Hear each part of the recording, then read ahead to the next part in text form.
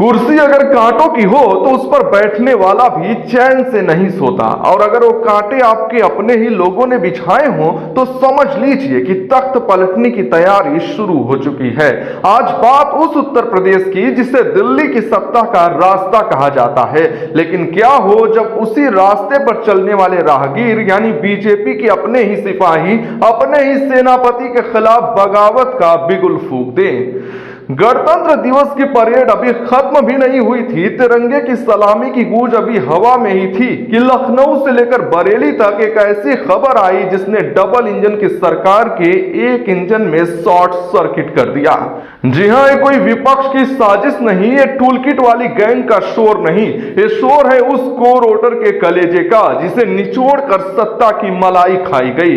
उत्तर प्रदेश में भारतीय जनता पार्टी के भीतर एक भयानक ज्वालामुखी फट चुका है। एक नहीं, दो नहीं, बल्कि एक साथ ही 11, जी हां 11 वरिष्ठ पदाधिकारियों ने अपने इस्तीफे पार्टी के मुंह पर दे मारे हैं। तमाम ब्राह्मण विधायकों में भी खलबली मची है। सवाल पूछ रहे हैं क्यों?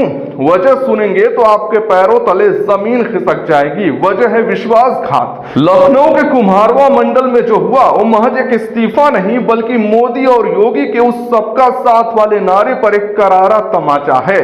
मंडल महामंत्री अंकित तिवारी, नाम याद रखिएगा, अंकित तिवारी ने अपना इस्तीफा देते हुए जो लिखा वो काफी दर्द भरा है, लेकिन उसमें एक तेवर बागी का है। तिवारी लिखते हैं, पार्टी अपने प्रेरणा स्रोत पंडित दीनदयाल उपाध्याय और डॉक्टर श्यामा प्रसाद मुखर्जी के उद्देश्यों से भटक चुकी है। आज पार्टी में वो हो रहा है जो भविष्य के लिए विनाशकारी है। जरा सोचिए, एक कार्यकर्ता जो दिन रात पसीना बहाकर पार्टी को खड़ा करता है वो आज कह रहा है कि हमारा मिशन खोखला हो चुका है। ये शब्द किसी कांग्रेसी के नहीं, ये उस विचारधारा के सिपाही के हैं जिसे लगता था कि ये सरकार उसकी रक्षा करेगी, लेकिन बात सिर्फ अंकित तिवारी तक नहीं रुकती। एक चेन रिएक्शन है। आलोक सिंह, महावीर सिंह, मोहित मिश्रा, नंद प्रकाश सिंह, ये लिस्ट लंबी है। ये वो नाम है जो कल तक बूथ लेवल पर कमल खिला रहे थे, आज वही कमल इनके हाथों में शूल बनकर चुभ रहा है। आखिर इतना गुस्सा क्यों है? वजह यूजीसी का वो काला कानून और शंकराचार्य का अपमान। आप पूछेंगे कि यूजीसी ने ऐसा क्या किया? यूजीसी यानी यूनिवर्सिटी ग्रांट कमीशन ने जो ड्राफ्ट तैयार किया है उसने सामान्य वर्ग यानी जनरल कैटेगरी के छात्रों के पीठ में खंजर भोंकने का काम किया है। उस ड्राफ्ट में बात थी डी रिजर्वेशन की, यानी अगर आरक्षित उम्मीदवार नहीं मिला तो वो सीट खाली रहेगी, लेकिन किसी योग्य सामान्य वर्ग के छात्र को नहीं मिलेगी। अंकित तिवारी और उनके साथियों ने इसे साफ शब्दों में कहा है, विनाशकारी है। उन्होंने कहा कि सरकार ने सामान्य वर्ग के बच्चों को अपने ही देश में बचपन से ही अपराधी घोषित कर दिया है। लेकिन जनाब, कहानी में असली ट्विस्ट अब आता है। राजनीति में नेताओं का इधर उधर होना आम बात है। नेता तो मौसम की तरह होते हैं, जिधर हवा चली उधर मुड़ गए। लेकिन जब प्रशासन के रीढ़ यानी एक मैजिस्ट्रेट, एक पढ़ा लिखा पीसीएस अधिकारी अपनी नौकरी को लात मार दे तो समझ लीजिए कि पानी सिर के बहुत ऊपर जा चुका है। मैं बात कर रहा हूं बरेली के सिटी मजिस्ट्रेट अलंकार अग्निहोत्री का। अलंकार 2019 बैच के पीसीएस अधिकारी हैं, आईआईटी बीएचयू से बीटेक हैं, कोई अनपढ़ नेता नहीं है जो भावनाओं में बह जाए। उन्होंने जो किया वो इतिहास में दर्ज होगा। उन्होंने अपने पद से इस्तीफा दिया और इस्तीफे की वजह में जो लिखा वो सरकार के गाल पर एक ऐसा तमाचा है जिसकी गूंज लखनऊ से लेकर दिल्ली तक सुनाई दे रही है। अलंकार लिखते हैं, मैं इसे कोट कर रहा हूं, ध्यान से सुनिएगा, ना गणतंत्र है ना लोकतंत्र है, यह भ्रमतंत्र है। कितनी गहरी बात है। एक मजिस्ट्रेट कह रहा है कि हम भ्रम में जी रहे हैं। उन्होंने साफ लिखा कि माघ मेले में शंकराचार्य स्वामी अभिमुक्तेश्वरानंद के साथ जो बदसलूकी हुई और जिस तरह यूजीसी सामान्य वर्ग के छात्रों को जन्मजात अपराधी मान रहा है, उसके बाद इस कुर्सी पर बैठना उनकी आत्मा को गंवारा नहीं है। उन्होंने अपने ऑफिस के बोर्ड पर अपने नाम के आगे खुद मार्कर से लिख दिया रिजाइंड। यह सिर्फ स्याही नहीं थी, उस गुस्से का इजहार था जो कह रहा है कि तुम्हारी सत्ता के मलाई तुम्हें मुबारक, हमें हमारा स्वाभिमान प्यारा है। एक अधिकारी का यह कहना कि सरकार बांटो और राज करो की नीति अपना रही है, क्या ये किसी खतरे की घंटी नहीं है? जब प्रशासन का ही आदमी प्रशासन को अंग्रेजों की नीति वाला बताने लगे तो समझ जाइए कि घर में आग लग चुकी है। आगे कहते हैं, मुझे कोई भय नहीं, मेरे बर्थ सर्टिफिकेट के साथ ही मेरा डेथ सर्टिफिकेट भी साइन हो चुका है। जब जाना होगा चले जाएंगे, लेकिन शंकराचार्य का अपमान और यूजीसी का एक काला कानून में बर्दाश्त नहीं कर सकता। इसे कहते हैं रीढ़ की हड्डी होना। उन्होंने बीजेपी को साफ शब्दों में ब्राह्मण और संत विरोधी पार्टी करार दिया है और यहां तक कि उन्होंने इसे विदेशी जनता पार्टी तक कह डाला। अब जरा डॉट्स को कनेक्ट कीजिए, इसे सिर्फ एक इस्तीफे के तौर पर मत देखिए, इसे उत्तर प्रदेश की बदलती सियासत के नजरिए से देखिए।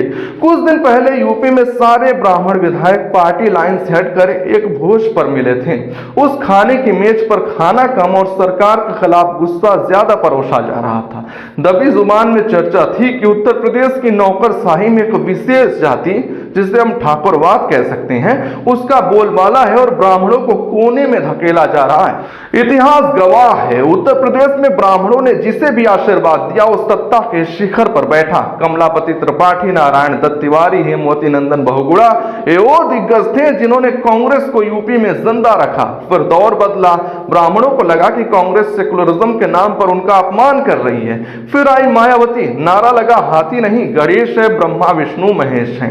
ब्राह्मणों ने हाथी की सवारी की और मायावती को पूर्ण बहुमत से सत्ता में बिठाया। और फिर आया 2014 और 17 का दौर। ब्राह्मणों को लगा कि बीजेपी उनकी अपनी नेचुरल पार्टी है, हिंदुत्व की पार्टी है, तिलक और शिखा का सम्मान करने वाली पार्टी है। उन्होंने झोली भर भर को रोट दिए, लेकिन बदले में क्या मिला? आज वही ब्राह्मण अपने आप को ठगा हुआ महसूस कर रहा है।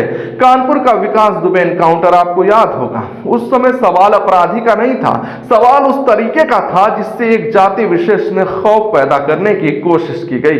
और आज हालात ये हैं कि काशी के मणिकर्णिका घाट पर मंदिरों को तोड़ा जा रहा है और विपक्ष आरोप लगाता है कि उन्हें देखने तक नहीं दिया जा रहा। वृंदावन में बांके बिहारी मंदिर में क्या हुआ? जिन परिवारों ने पीढ़ियों से ठाकुर जी की सेवा की, पुलिस ने उन्हें ही लट्ठों से पीटा। क्यों? क्योंकि मुख्यमंत्री जी के आगमन के लिए रास्ता साफ करना था। क्या भगवान से बड़ा भक्त हो गया है? क्या राजा देवता से बड़ा हो गया है? अलंकार अग्निहोत्री का इस्तीफा सिर्फ एक कागज का टुकड़ा नहीं, एक वार्निंग बेल है, एक खतरे की घंटी है। उन्होंने अपने इस्तीफे में उन ब्राह्मण सांसदों और विधायकों को भी नहीं बख्शा जो सत्ता के मलाई चाट रहे हैं।